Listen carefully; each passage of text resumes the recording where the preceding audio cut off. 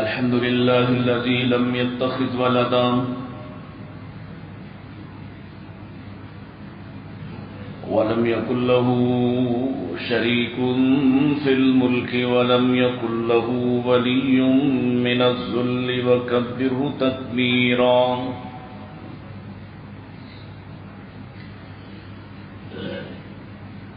الحمد لله الذي علم بالأنعام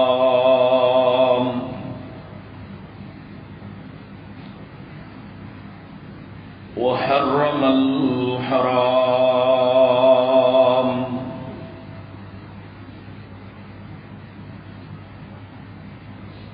الذي خلق كل شيء وخلق الإنسان والأنعام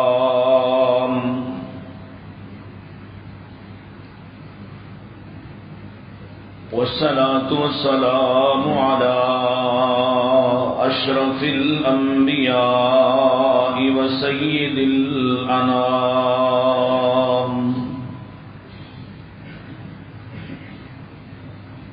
وعلى آله العظام وعلى أصحابه الكرام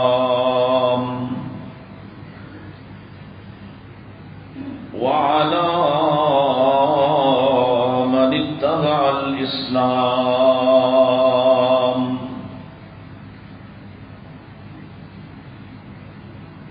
اللهم صل على محمد وعلى آل محمد كما صليت على إبراهيم وعلى آل إبراهيم إنك حميد مجيد. اللهم بارك على محمد وعلى آل محمد كما باركت على إبراهيم وعلى آل إبراهيم إنك حميد مجيد.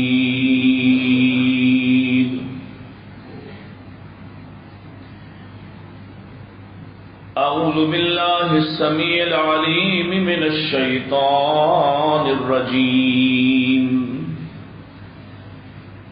بسم الله الرحمن الرحيم.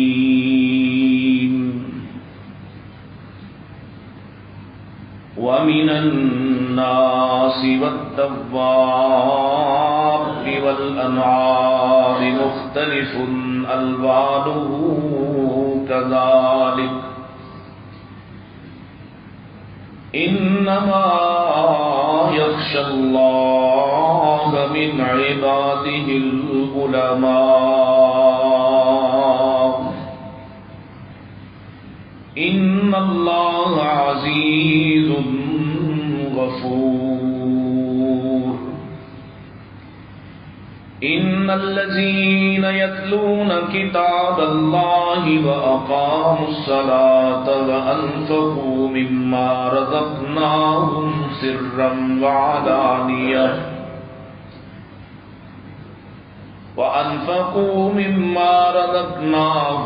سرا وعلانية يرجون تجارة لن تبور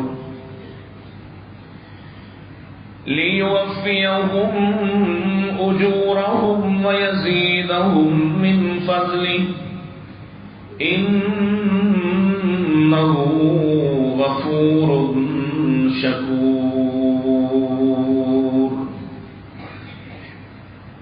وقال الله تعالى قل هل يستوي الذين يعلمون والذين لا يعلمون إنما يتذكر أولو الألباب.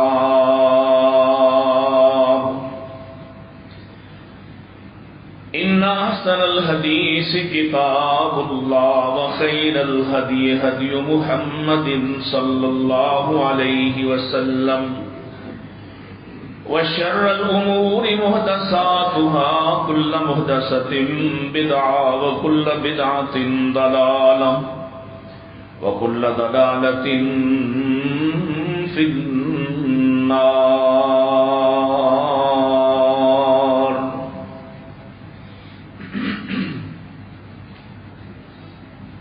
حمد و ثنا، تعریفات، تسبیحات، تحلیلات و تکبیرات اللہ سبحانہ و تعالی کے لیے، جس کے بے شمار ان گنت لاتعداد ثنا ہیں، جو حقیقی محسن ہے، سراپا احسان ہے، جس نے ہم پر فضل اور احسان فرمایا اور ہمیں اسلام کی نسبت اور تعلق عطا فرمایا، جس نے ہماری ہدایت کے لیے نبی کریم علیہ السلام کی وفات مبارکہ کے بعد آئمہ سلف سے اور علماء سے رہنمائی کی، جس نے ہمیں محفوظ دین عطا فرمایا اور جس نے ہمیں دین کی کچھ نہ کچھ سمجھ عطا فرمائی. اس سے دعا کرتے ہیں وہ اسی دین پر قائم رہتے ہوئے، اسی کے دائرے کے اندر رہتے ہوئے زندگی گزارنے کی توفیق عطا فرمائے. درود السلام امام الانبیاء سید الاتقیاء جناب محمد مصطفیٰ صلی اللہ علیہ وآلہ وسلم کے لیے.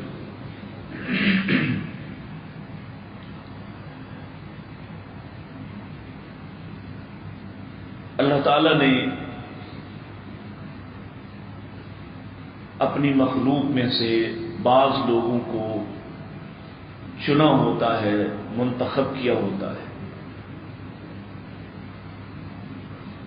وہ جس پر جتنا چاہتا ہے فضل کرتا ہے، عنایت کرتا ہے،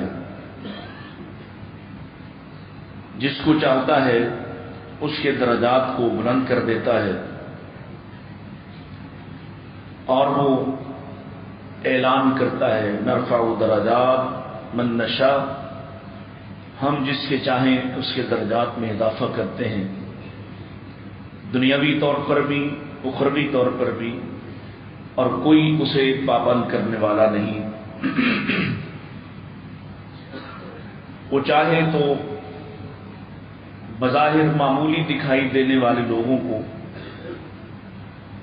لوگوں کی نظروں میں قیمتی بنا دے، اور وہ چاہے تو بڑے بڑے قیمتی لوگ جب اس کی نظروں سے گرتے ہیں تو زمانے کی نظروں سے گرا دیے جاتے ہیں.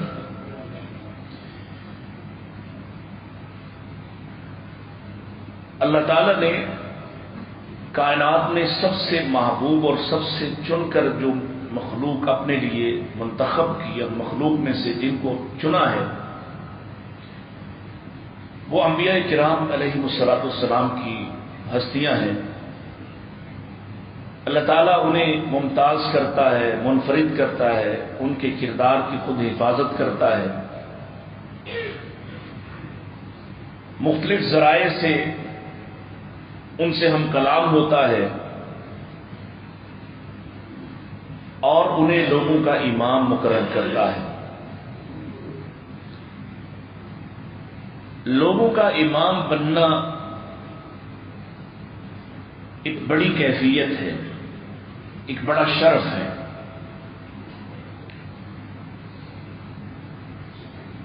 اور یقیناً جو اس شرف سے شرف یاب ہوئے ان کا مقابلہ دنیا میں کسی کے ساتھ نہیں کیا جا سکتا. جیسے میں نے عرض کیا کہ انبیاء کرام علیہ السلام کی ذات، ان کی ہستیاں، ان کی شخصیات سب سے ممتاز ہیں. اب آخری رسول بھیجنے کے بعد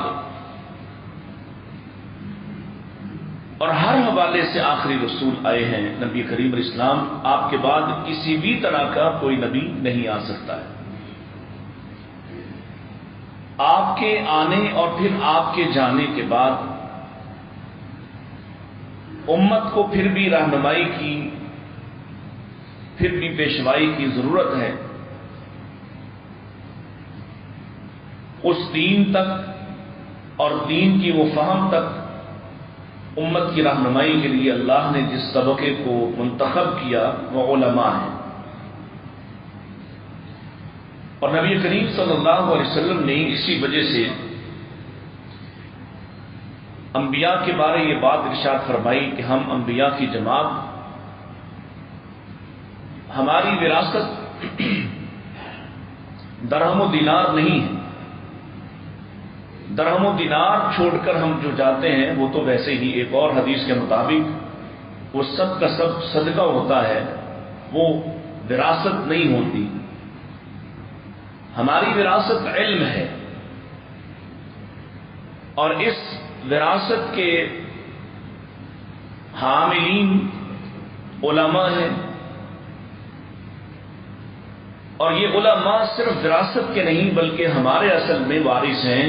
یہ اس علم کی وجہ سے ہمارے وارث قرار پاتے ہیں. انما العلماء ورثۃ الانبیاء، یہ بات کہہ کر آپ نے اصل میں اس طبقے کے ممتاز ہونے، منفرد ہونے، منتخب کیے جانے کی طرف اشارہ کیا ہے کہ یہ وہ طبقہ ہے جس کو اللہ نے چنا ہے، جس کو اللہ نے منتخب کیا ہے. اور یاد رکھیے، جس طبقے کو بھی اللہ منتخب کرتا ہے، چن لیتا ہے،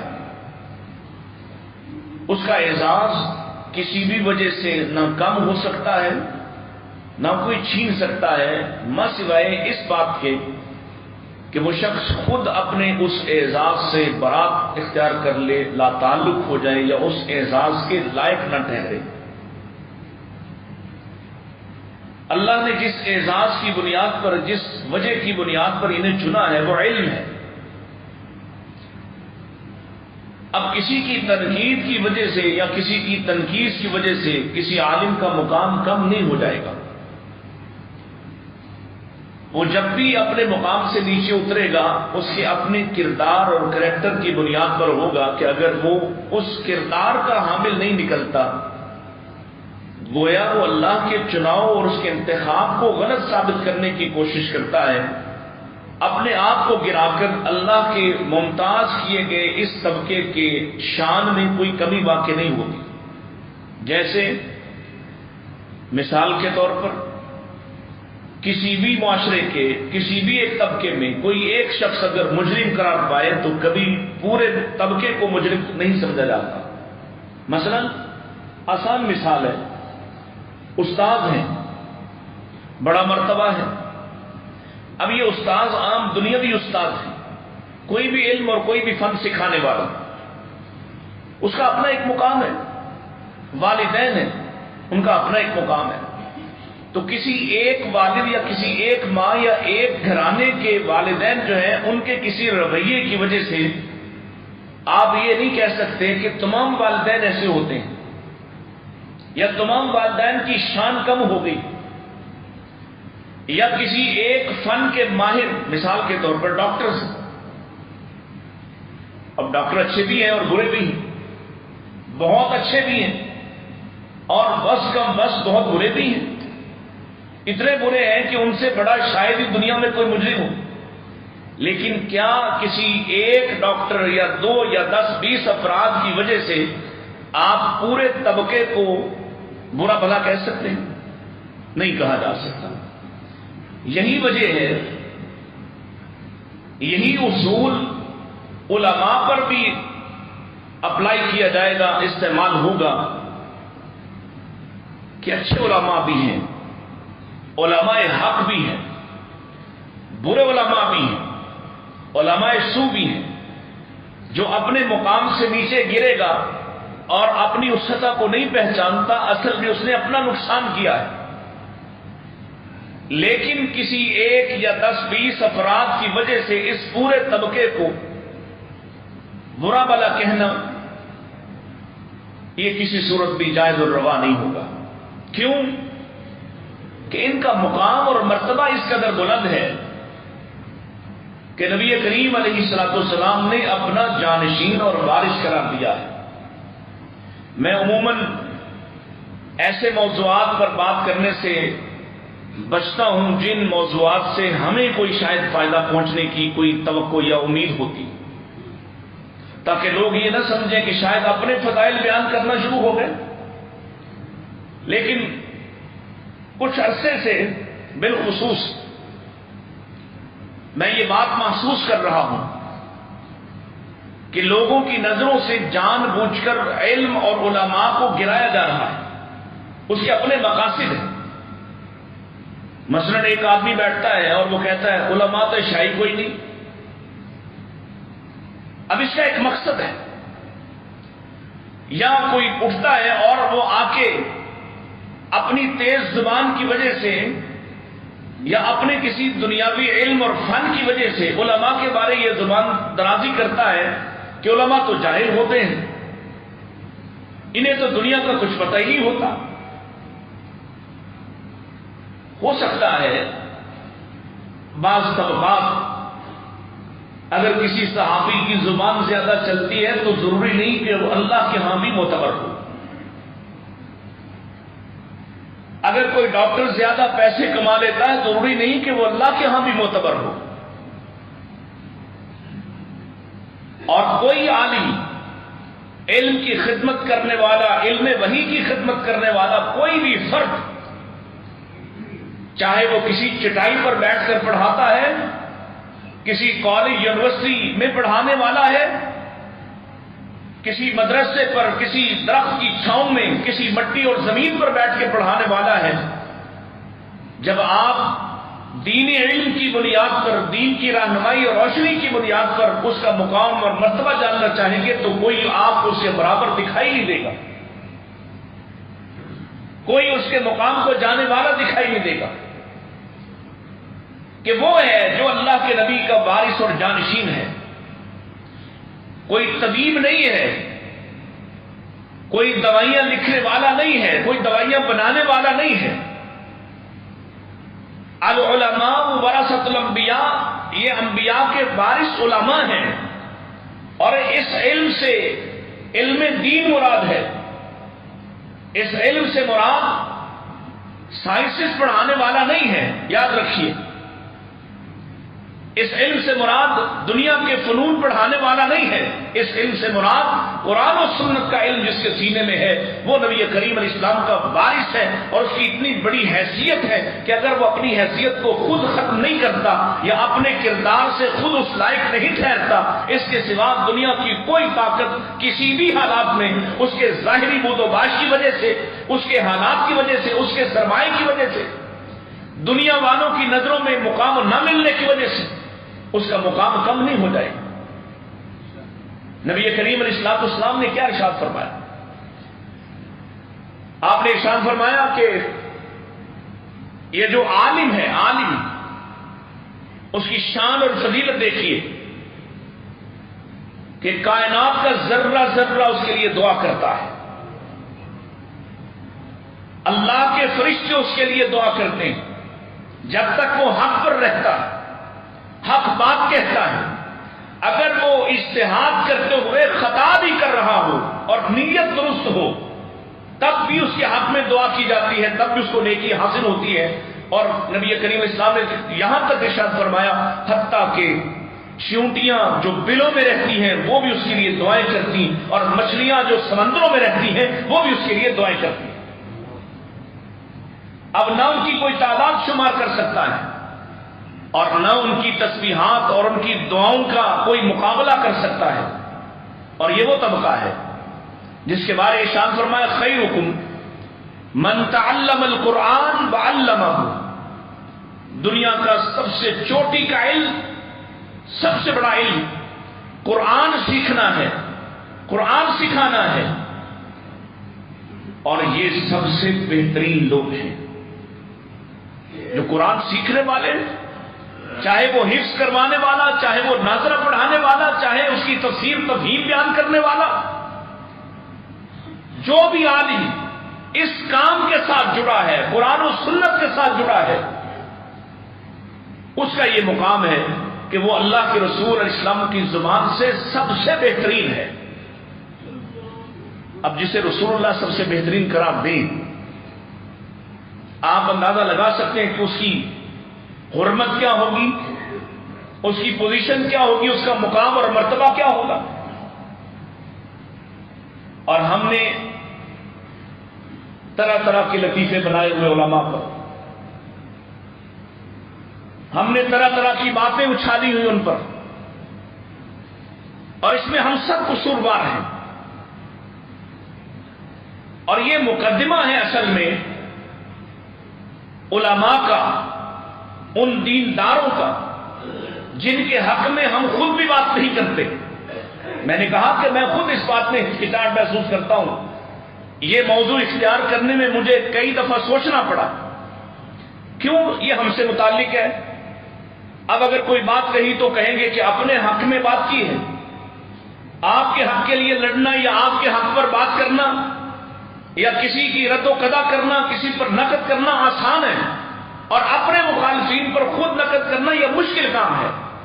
لیکن اس لیے کرنا پڑی کہ جب لوگ بیٹھ کر کہتے ہیں کہ اگر اے مولوی بخش گئے تو ایسا جنتی ہے، تو درد ہوتا ہے، تکلیف ہوتی ہے۔ یہ بات تمہارے اندر جو ڈالی جا رہی اس کے سبب ہے، وجہ ہے۔ تم سمجھ رہے ہو کہ ہاں مولوی کا کردار، اس کا کریکٹر، اس کا معاملہ وہ ایسا ہی ہے کہ واقعی یہ بات درست ہے۔ مولوی اسی معاشرے کا حصہ ہے، عالم اسی معاشرے کا حصہ ہے، اور تم میں سے سب سے زیادہ مجبور رہ کر بھی، سب سے زیادہ محتاج ہو کر بھی، کبھی تمہارے کسی مسجد کے خلاف کوئی احتجاج کرتا ہوا دیکھا؟ اپنے حق کے لیے لڑتا جھگڑتا ہوا دیکھا؟ تم میں سے سب سے بڑی ذمہ داری اس کے پاس ہے، اور تم ایک لمحہ اس کی غلطی برداشت کرنے کو تیار نہیں، اس سے ایک لمحہ کوتاہی برداشت کرنے کو تیار نہیں۔ خود تم اپنے کردار بارے غور فرماؤ کہ اس میں کتنے چھید ہیں، لیکن کسی عالم سے کوئی ذرا سی کوتاہی ہو جائے تو تم باتیں اچھالتے ہو، لطائف بناتے ہو، مذاق اڑاتے ہو، تمسخر بناتے ہو۔ کیوں؟ اس لیے کہ تم اسے اپنے سے حقیر سمجھتے ہو۔ ہاں، اگر اس کے کردار کی حساسیت کی وجہ سے تم یہ بات کرتے پھر اور معاملہ تھا کہ اس کا کردار انتہائی حساس حیثیت کا حامل ہے، کہ سارے نمازیوں کے تمام کے بدن، وجود اور روح پر ہزاروں داغ بھی ہوں تو کام چل جاتا ہے، لیکن امام کے بدن، روح پہ اگر کوئی داغ ہو تو وہ نہیں چلتا۔ اسے محتاط رہنا چاہیے، اور اس لیے بھی محتاط رہنا چاہیے کہ وہ نبی کریم علیہ السلام کا وارث ہے، اسے محتاط رہنا چاہیے۔ لیکن کیا تمہاری نظروں کے مطابق، تمہارے خیال کے مطابق، تمہارے بنائے ہوئے زاویے اور ضابطے کے مطابق، یا اس کا کوئی اور کریکٹر اور کوئی اور کردار بھی ہے؟ کتنے لوگ ہیں جو اپنے علماء سے دوستی اور محبت کرنا پسند کرتے ہیں؟ کتنے لوگ ہیں جو اپنے علماء کو تحفے تحائف ہدایت دیتے ہیں؟ کتنے لوگ ہیں جو ان کی مجبوریوں سے واقف ہوتے ہیں؟ کتنے لوگ ہیں جو ان کو ملنے والے تھریٹس اور دھمکیوں کے شاہد ہوتے ہیں؟ کتنے ہیں جو ان کے کسی غم میں شریک ہونا پسند کرتے ہیں؟ جواب نفی میں ہوگا، کیونکہ ہمیں لگتا ہے وہ ہمارے معاشرے کا نہیں ہے، وہ الگ تھلگ ہے۔ اس سے ہمیں اتنا ہی کام ہے کہ ہم آئیں وہ نماز پڑھا دیں، ہم آئیں وہ خطبہ دے دیں، اور بس۔ اس کے معاملات کیا ہیں، اس کی مجبوریاں کیا ہیں، اسے کتنا بہترین دکھائی دینا چاہیے، اس میں ہمارا کردار کیا ہے، اس پر ہم بات کرنے کو تیار نہیں ہیں۔ نہ ہماری مساجد، نہ ان کی انتظامیہ، نہ لوگ سب اس کو اپنی مخصوص نگاہوں سے دیکھتے ہیں. اور میں تمام ائمہ کی بات کر رہا ہوں، تمام علماء کی بات کر رہا ہوں. ہم علم والوں سے محبت کتنی کرتے ہیں جن کے لیے نبی کریم علیہ الصلوۃ والسلام حکم دے رہے ہیں الرجل علی دین خلیلہ فلینظر احدکم من یخالف. آدمی اپنے خلیل، اپنے دوست کے دین پر ہوتا ہے. بس یہ دیکھو کہ تم کس کی دوستی کو پسند کرتے ہو، کس کی معیت میں رہتے ہو.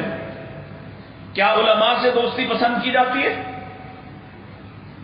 اگر کوئی فرد کسی عالم دین کے ساتھ گھومنے پھرنے لگے، اس کے ساتھ اٹھنے بیٹھنے لگے، تو کئی نگاہیں اس کو شک سے دیکھنا شروع ہو جاتی ہیں.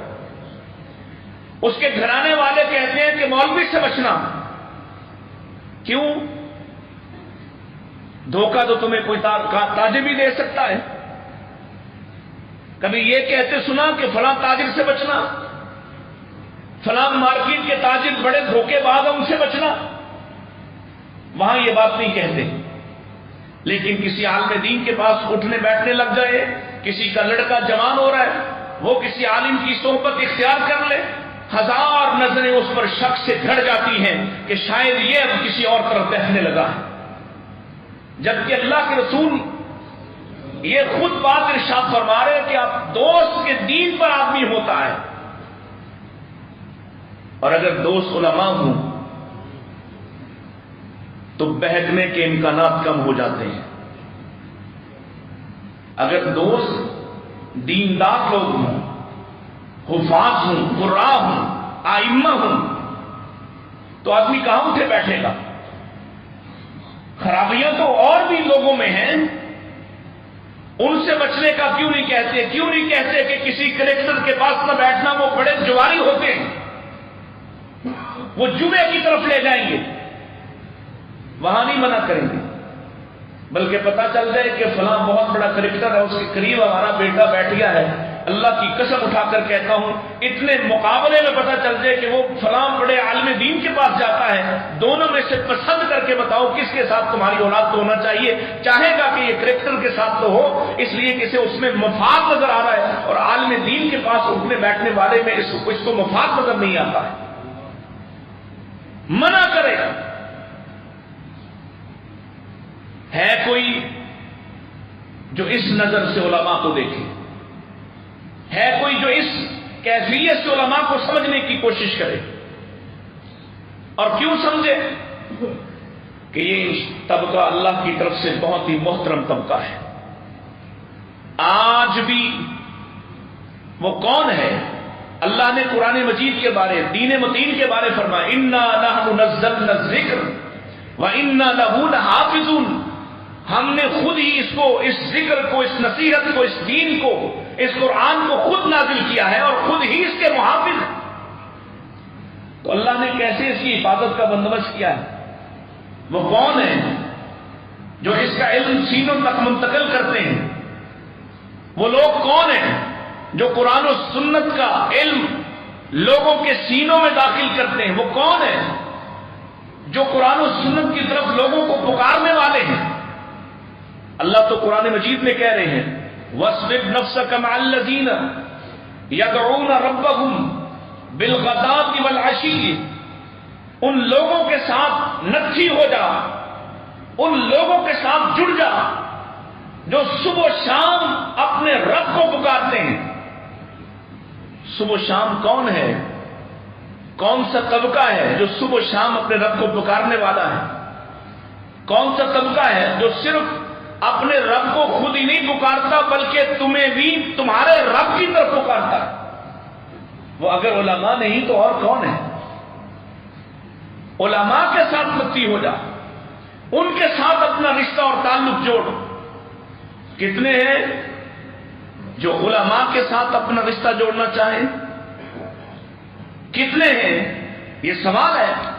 کتنے لوگ ہیں جو علماء کے ساتھ اپنا تعلق بنانا چاہیں، انہیں فکر ہو، وہ لائن میں لگے ہوں کہ ہم نے بھی آپ سے رشتہ اور تعلق جوڑنا ہے، ہم نے بھی آپ سے تعلق بنانا ہے، مجھے بھی آپ کی وقت میں سے کچھ وقت چاہیے.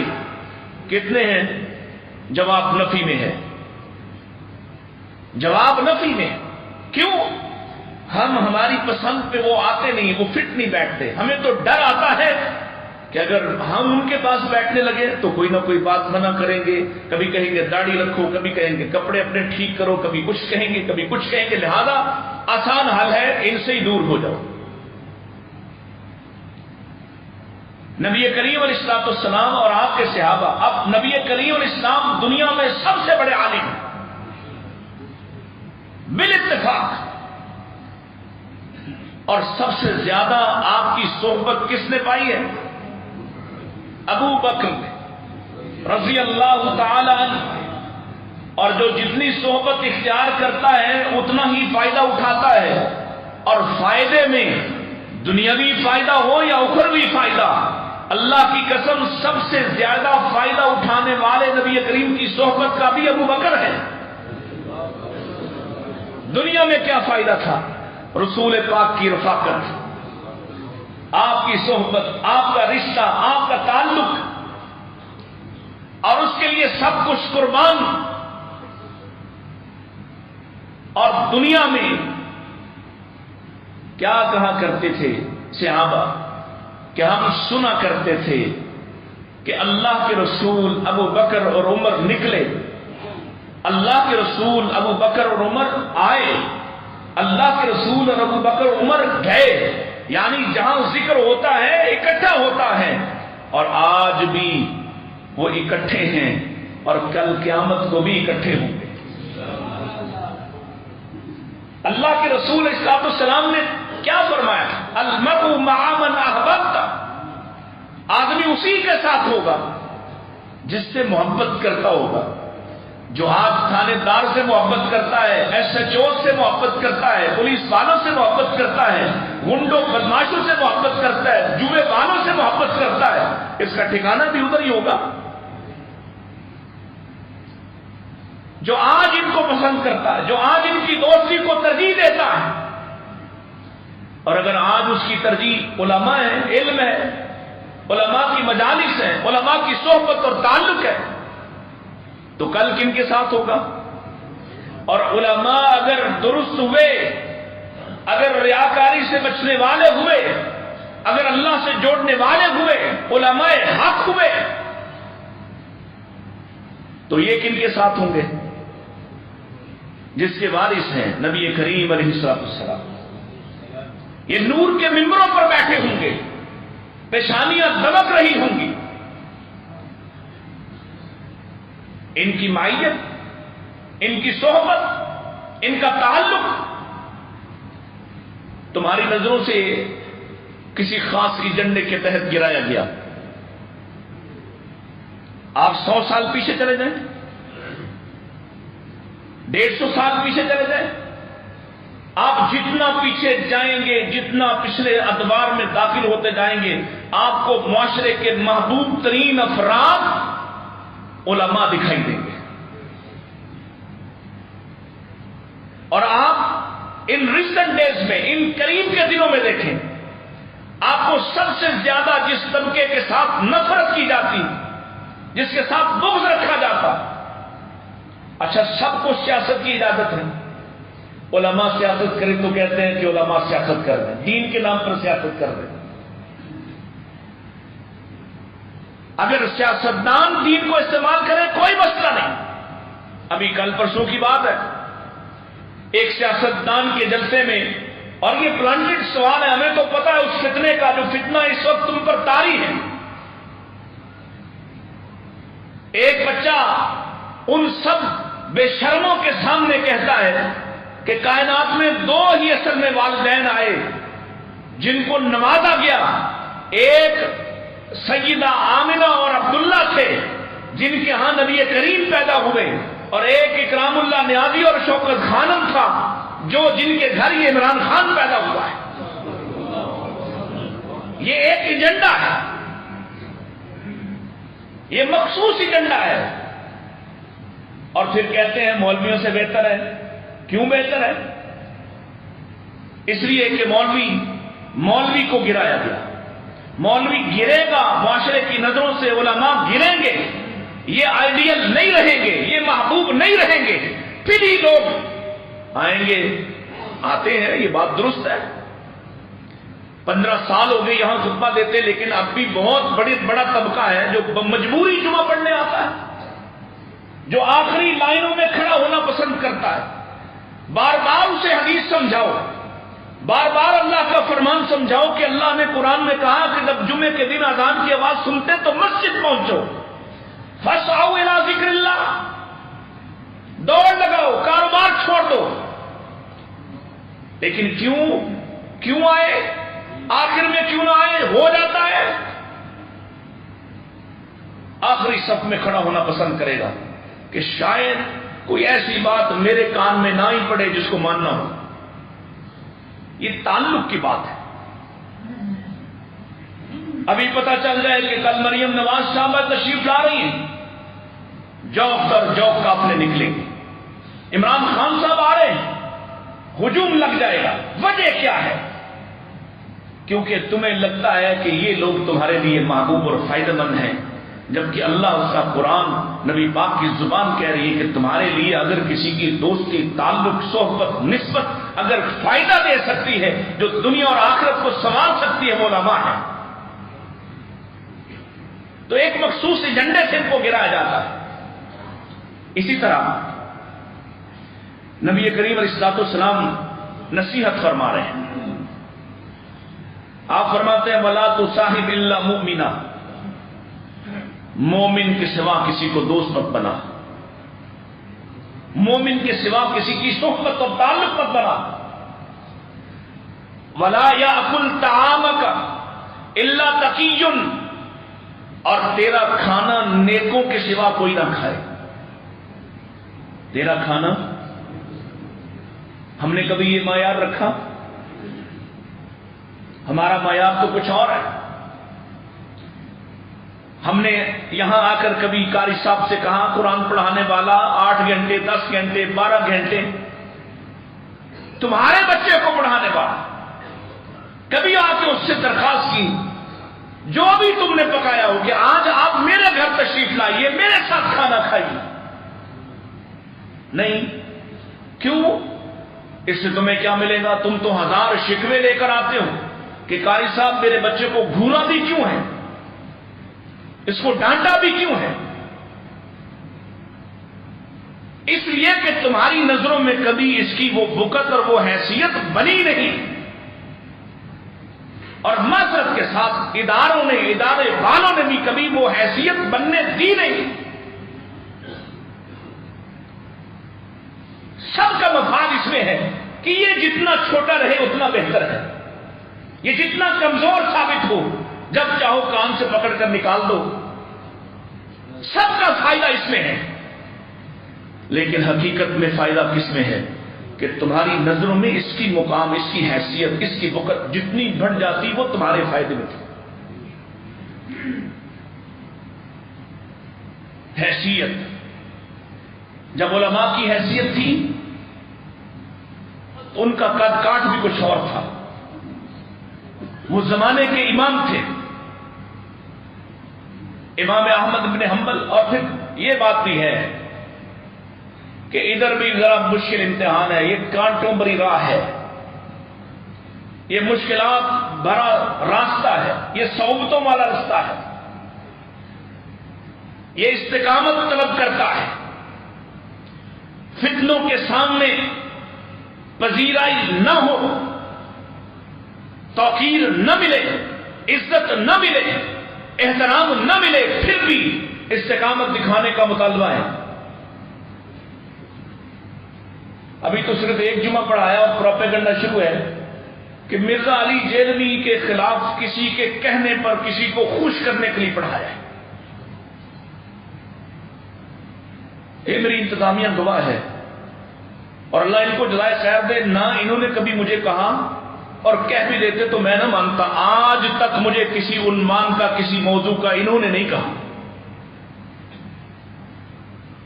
اور شاد باغ میں اور کوئی میرے لیے اتنا مجبوری نہیں ہے کہ جس کے کہنے پر میں اپنے جمعے کا موضوع ہی بدل دیتا۔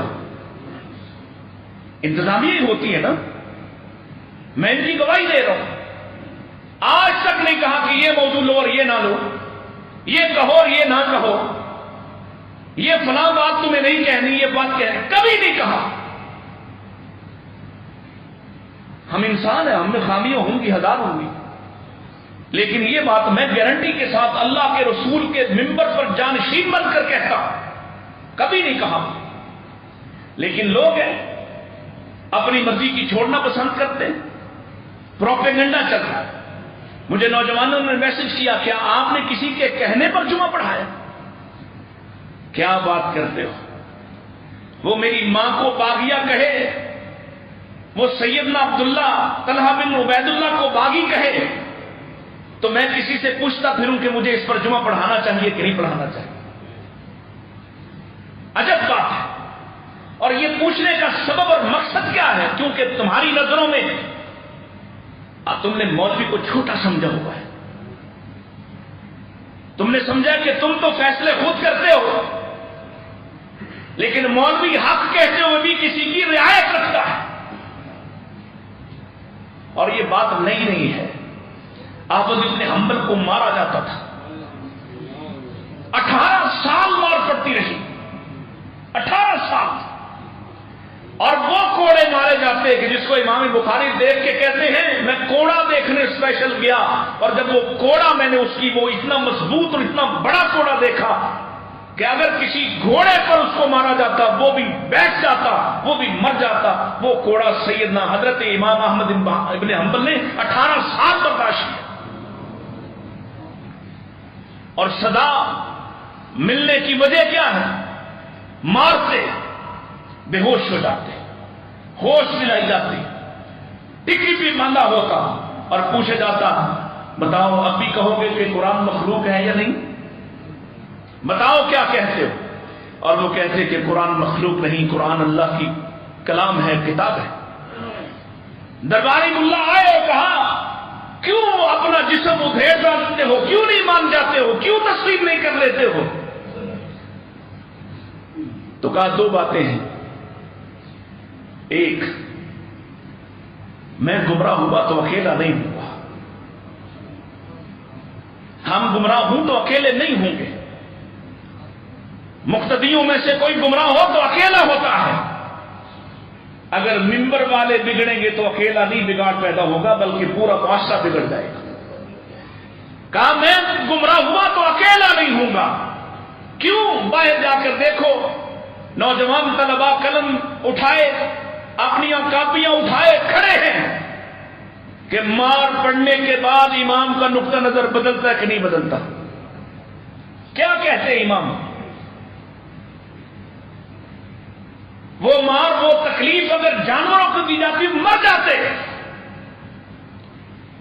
وہ مار سہ کر بھی وہ لکھنے کے لیے تیار بیٹھے کہ اب امام کا قول کیا ہے، اب کیا کہتے ہیں؟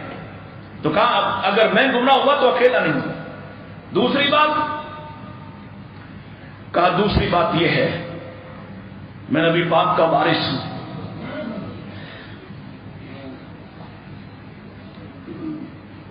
کل قیامت کو اللہ کے رسول کو کیا منہ دکھاؤں گا؟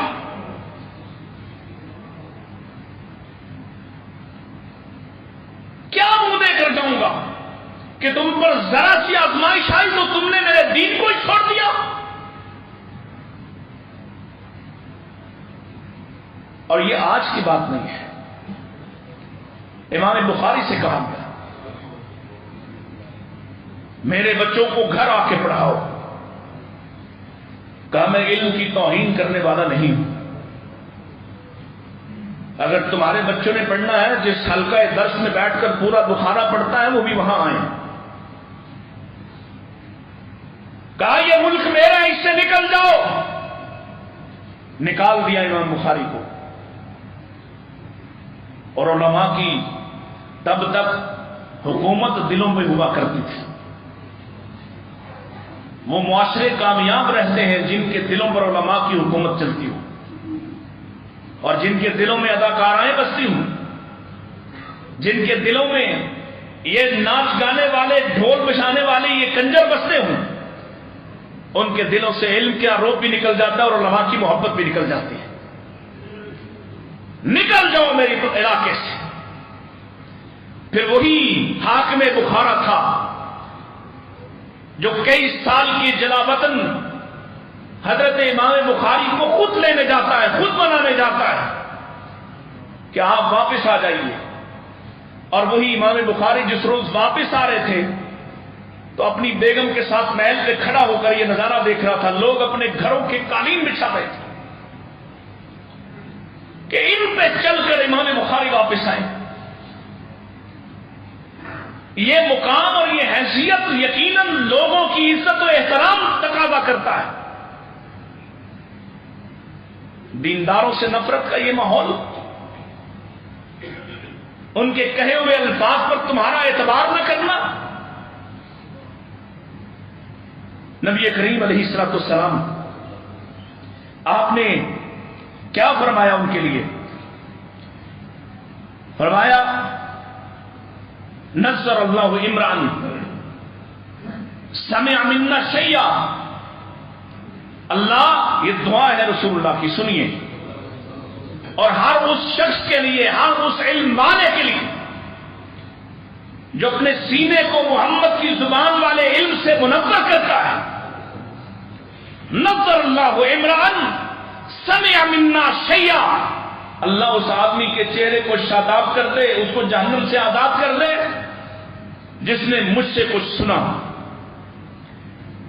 فبلغہ، پھر اس کو پہنچایا، کما سمعہ، جیسا اس نے سنا تھا۔ تم خوش نصیب ہو، اور تم نے کبھی اس نظر سے نہیں دیکھا، تم خوش نصیب۔ جاؤ ان مساجد کے اندر، ان طبقات کے اندر جہاں ممبر رسول پہ کھڑے ہو کر قصے کہانیاں اور حکایتیں سنائی جاتی ہیں، جن کو جھوٹ سنایا جاتا ہے، مبالغہ آمیز من گھڑت کہانی اور دین سنایا جاتا ہے، ان کا اچھا تعلق۔ یہ بھی عجیب بات ہے، وہ جو جھوٹ سنانے والے ہیں، جھوٹے قصے سنانے والے ہیں، ان کے ساتھ وہ طبقہ زیادہ جڑا ہوا، ان کا احترام زیادہ کیا جاتا، اور جو تمہارے سامنے قرآن و سنت بیان کرنے والے، ان کے ساتھ یہ طبقہ کم سے کم جڑا ہوا۔ ہمارے ہاں وہ ماحول نہیں ہے جدھر اللہ کے دین کو تبدیل کر دیا جاتا، اللہ کے قرآن کی من مرضی تفسیر کی جاتی، جہاں من مرضی کے قصے سنائے جاتے، وہاں جا کر دیکھو، وہاں احترام بھی ہے، محبت بھی ہے۔ میں نام نہیں لیتا کسی مسلک کا، آپ خود ہی سمجھدار ہیں، اور اپنے ہاں دیکھ لو، تمہارے ہاں ایک ہی جگہ جمعہ پڑھانا کسی کے لیے آسان کام ہے؟ یہ ہم سے پوچھو، جو ہر جمعے 12, 15, 20 گھنٹے نکالے کہ کوئی ایسا موضوع ہو، کوئی ایسی بات ہو جو آپ نے پہلے کم سے کم قریب کے وقت میں نہ سنی، جو آپ کی رہنمائی کرتی ہو، اور اس وقت کو نکالنے کے لیے جو مواد چاہیے وہ قرآن اور حدیث سے ہو، تمہیں یہ تکلیف کبھی محسوس نہیں ہوگی، اور تمہیں اس محنت کا بھی کبھی اندازہ نہیں ہوگا۔ لیکن تمہارے ہاں احترام، ذرا سی بات ہو جائے تو تم ہزار قسم کے شکوے پیدا کر دیتے ہو۔ تمہارے محنت پر پورا اترنا آسان نہیں ہے۔ نبی کریم علیہ السلام فرماتے ہیں فَبَلَّغَهُ كَمَا سَمِعَهُ، وہ آدمی جو مجھ سے جیسے سنتا ہے ویسے ہی آگے بیان کر دیتا ہے، اس آدمی کے چہرے کو اے اللہ تو شاداب رکھنا۔ اور صرف یہی نہیں، فَرُبَّ مُبَلَّغٍ أَوْ عَامٍ سَامِعٍ، اللہ کے رسول نے پھر ہمیں بھی ایک بشارت دی ہے کہ کتنے ایسے سننے والے ہوں گے جو تم سے بھی زیادہ اچھا آگے تک پہنچانے والے ہوں گے۔